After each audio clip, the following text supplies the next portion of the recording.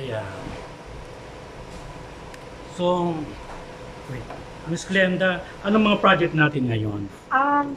Meron akong ginagawa ngayon, pero January pa siya at ipapalabas sa GMA7, yung Liliat Matias, Tonya Aquino. Kasama ko si Joe Berry, si Marcel Laksa, Amanda Avila, E.A. Guzman, at marami pang iba.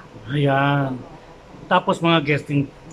May mga guesting din na sumusupot-support na, ayun, na nakukuha ko naman. So, very grateful naman ako sa Panginoon Diyos. At marami din namang blessings na dumarating. Marami mga proyekto din na nandyan. Anong sikreto ng longevity mo sa showbiz? Siguro yung attitude lang, ano. Yung napaka-importante kasi yung character, no? Attitude mo sa trabaho mo. Siguro yung, hindi lang yung sa pagiging marunong ka o magaling ka bilang isang artista. Siguro yung pakikisama mo rin sa buong production, sa mga kasama mo, mga artista, yung respeto ang binibigay mo sa kanila, at ganoon din sa director mo. Pero ano may papayo mo sa mga newcomer na para magtagal din sila sa showbiz? Siguro kailangan mo lang talagang mahalin yung trabaho mo, yung maging passionate ka sa trabaho mo, tapos yung ugali mo sa trabaho mo, unang-una, syempre, kailangan huwag kang malilate, di ba? Kasi respeto mo yon sa buong production, sa director, at sa mga co-actors mo. Number one yun. At syempre, kailangan lagi kang handa pagdating mo dun sa location mo, alam mo na kung ano yung character mo, memoryado mo na yung mga lines mo, parang ganyan. Tapos, makikinig ka kasi collaboration yun palagi eh. Hindi lang kung anong gusto mong atake, kailangan mo rin makinig sa director mo. Kasi minsan iba yung atake gusto niya, iba yung atake gusto mo. So dapat nag-uusap kayo yung dalawa at makikinig ka. Pero may experience ka ba na parang nabastos or something ng mga baguhan? Sa mga baguhan, wala naman. Kasi very friendly kasi talaga ako eh. So ako, kahit hindi nila ako unang pansin, I welcome them. Okay. Kasi ko, hello! Ako si Glenda Garcia, parang gano'n. Oo. Ganun ako eh. Kasi sa akin lahat pantay-pantay. Alam mo yun? So walang bago, walang ano. So very welcoming talaga ako sa mga kasama ko kay Krista. So wala ka pa yung nireklamo na yan, hindi nang babati, hindi nang gano'n. Na dinedma ka bilang, siyempre bilang Glenda Garcia, isang matagal sa industriya parang. Wala naman. Oo. At unang-una, hindi din kasi ako makamblay na ako. Oo. Ganun. So, walang issue sa akin yung gano'n. Ano pa yung dream role mo na sana magawa ko? Na-wish mong gampanan? Siguro yung yung loko-loka ka, yung ganyan. Wala pang gano'n? Wala. Meron ako yung dati, naging catatonic lang ako doon sa maging sino ka man. Pero yung talagang sige yung nakalupa ka, o daong grasa ka, o siguro yung meron kang Alzheimer's, yun ang mga mahihirap eh, I think wala pang ganun na dumarating sa akin. So yun ang mga wish mo talaga? So sana dumating din yung time na makagawa ako ng ganung character. Meron ka bang gusto pang makasama na artista? Si Ate V, hindi pa, okay. Si Ate Guy nakasama ko na. Si Maria nakasama ko na. So, ayun, siguro si Ate V ang gusto ko. Bakit si Ate V? Alam naman natin na si Ate V yung isa sa pinakamagaling nating artista talaga sa industriya. Sa mga baguhan nating mga artista o yung mga sumisikat ngayon, meron kang gusto mong makasama na, gusto ko makasama to, parang gano'n. May napapag kang gano'n. Siguro si Catherine, hindi ko pa siya nakakasama talaga? Kasi hindi rin siya. Si Marian kasi nakasama ko na sa isang serye, nag-guest ako sa Lamina. Siyempre si John Lloyd, di ba nakasama ko sa Oasis no Kaman. Si Bea, nakasama ko na rin. Siguro si Catherine. Kasi gusto ko siya, nagagalingin ako sa kanila. Ay talaga? Napapanood mo yung mga gawa niya? Oo, napapanood ko yung mga gawa niya. At isa pang nagagalingin ako, pero nakasama ko na si Barbie. Siya yung Barbie Imperial o Barbie Forteza? Forteza. Okay. Napakagaling niyang artista din. Pero nakasama ko na siya. Nagkaroon na kami ng nakasama ko na siya sa Once Upon a Time at sa iba pa atang drama shows. Ay talaga? Question, diba ngayon may bagong role si Catherine na nagmumura? Sa estado niya ngayon, sa palagay mo, dapat siyang magmura. Dahil nabanggit mo na rin si Catherine. Baka naman, siguro hindi. O, kasi yung pagmumura, as in, Sa yung role na lang naman, yung role na lang niya sa movie na okay. nagmura siya.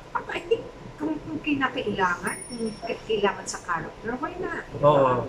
Oo. It's about time na ba sa ano niya, sa estado niya ngayon? Oo, actor siya eh. So, kung actor ka, talagang ikaw actor ka, na pwede mong gawin kung ano man yung character mo. Di ba, kung kailangan sa character mo na magmura ka, bakit hindi? Di ba? Oo, kasi artista ka. Question sa'yo, siyempre, di ba, minsan may mga kontrabida role ka. Meron ka pang gustong sampalin na, wish ko ito ang sampalin ko, parang gano'n. Naku, sino pa? Ano? Wala naman talagang, pero nakakatuwa kasi yung mga tao nga, pag nakikita nila ako, lagi nila sinasabi, uy, yan, si Glenda, magaling na kontrabida yan. Siguro nga na dahil sa valiente sa yun, di ba? So, naging tatak niya. Oo, pero yun, wala naman in particular na gusto akong sampalin. Wala pa. Pero may nasampal ka na memorable. Eto, ako nasampal na talaga na hindi ko nakalimutan. Sino? At alam niya yon, si Jean Garcia. Malakas din ba siya? Malakas mo naman si Chick. Sinabi ko yan sa kanya. Masakit din? Oo, masakit din. Kasi naman, wala naman kasing dati, lalo especially before. Pag sampal talaga, walang daya-daya. So siguro para mas maramdaman mo rin. Diba? Yung pain or ano. So wala talagang daya-daya. Ano, serye o ano? Pelikula? Sa isang show ni Jean na nag-guest ako. Okay. Pero siyang drama show dati. So naging guest niya ako. At nasampal talaga ako. Sinampal ko rin kasi siya. Oo na akong sumampal. Pagsampal ko sa kanya. Malakas ka rin sumampal? Medyo. Siguro nasaktan din siya. Pagsampal ko, ay mas malakas pa na akong sumampal. Oo. Pero she's a good friend of mine. Si Chichi. Di ba usong-uso ngayon ang mga basher ng mga KSP sa sa social media? Paano mo hinahandle yun? Buti naman, parang wala pa namang nagbabash sa akin. Oo, and thankful naman na wala pa namang nagbabash talaga sa akin. Wala naman akong nababasa pa. Or natutuwa nga ako kapag meron ako mga palabas sa television. Na, ayun, nakakatuwa, ang galing na talaga, parang gano'n. So, ayun, very thankful naman ako. Miss Glenda, kung mayroong lalapit sa isang bata, sabi niya, gusto ko po maging isang Glenda Garcia balang araw. Anong sasabihin mo sa kanya? Ay, thank you. Oo naman. Kasi I think ako, kahit pa paano, hindi man ako sikat na artista, kahit pa paano may na ano naman ako sa industriya, may na-share naman ako, at may award din naman tayo nakuha, diba? May mga nominations, parang ganyan. Ayun, so, at sa totoong buhay, mabait si Glenda Garcia. In fairness, totoo naman yan. Diba? Agree ako dyan. I'm just a very simple person, pero sobrang laki ng puso ko. Kumusta ang health mo ngayon? Very healthy. Very healthy. I miss you. Happy birthday. Remind ka pa din po. Oo, kilala ko. Yan. Yun. Di ba, baka may gusto kang i-share, di ba naging cancer ka for 10 years? Naging cancer survivor po ako. Nagkaroon ako ng cancer sa breast, pero 10 years na ako survivor. So, praise God. Tapos kayo kumain? Pero meron ka bang parang during that time, yung parang pinatawad o nagpatawad or something, habang may pinagdadaanan kang ganyan?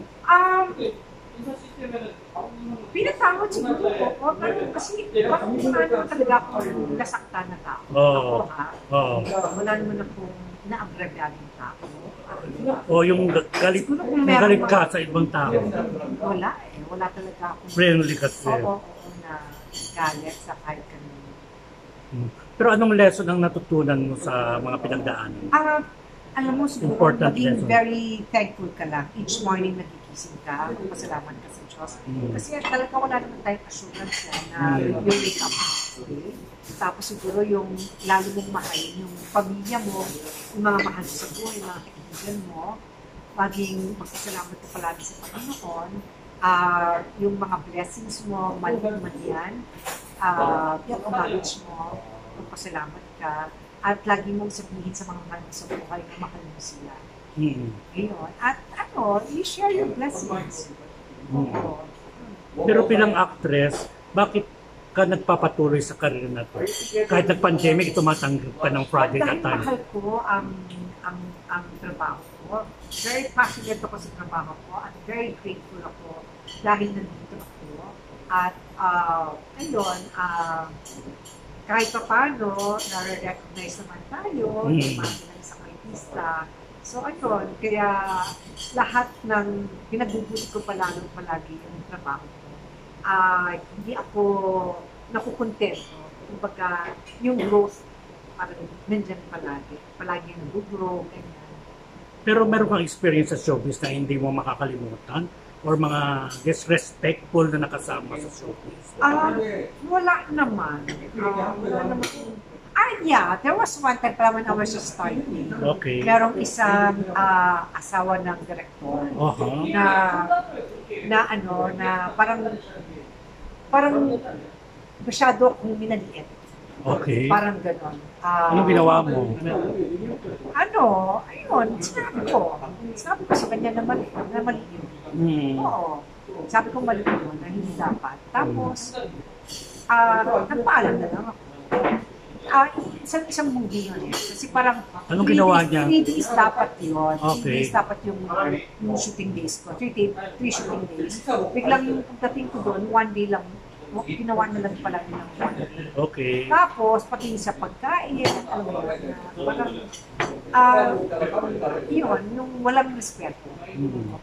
So, yun, nasabihan ko na. Napagdaanan mo pa rin ganyan. Napagdaanan ko. Anong- Pero isang beses lang. Anong may advice mo sa mga gumaganyan pa yung naninino sa mga artista? Dapat hindi. Dapat kasi pati lang naman tayo, iba lang tayo ng trabaho, di ba? Iba lang tayo ng character na pinag-portray natin. Kasi hindi naman mabubuo ang isang proyekto kung wala din yung mga big players natin, di ba? So, lahat tayo kailangan, lahat tayo ingredients, kumbaga. Pero pwede ka magbigay ng kahit dalawang celebrities na sa palagay mo mabait talaga, parang gano'n. Yung pwede mong sabihin na ina-admire mo talaga, parang gano'n. Si Maria. Maricel. Oo, love na love ko si Maria. Oo. Kumusta ang experience mo sa kanya? Kasi nung bago pa lang ako, nung lagi ako nag-guest sa show niya eh. Oo. Ayun, yung kahit baguhan ako, yung nire-respeto niya kami lahat. Talagang leader siya talaga. Magaling siya, hindi lang siya magaling na artista, magaling siyang tao, mabuti siyang tao. Bongga. Si Marisa kasi yun sa siya. Kumusta naman ang relationship mo sa mga kapatid mo?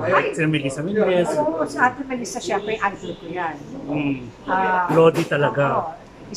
Alam naman natin kung saan sa kagaling ng artista, diba? At nandito rin ako sa puso nito dahil sa ako. At saka kami magkakamatid very close to nito. Ilan ba kayo? 3? 5 kami. Okay. Ako yung bunso sa babae. Tapos pinakabunso namin ng lalaki. Very close to the family. Ayan. Thank you. Mag-trivia lang,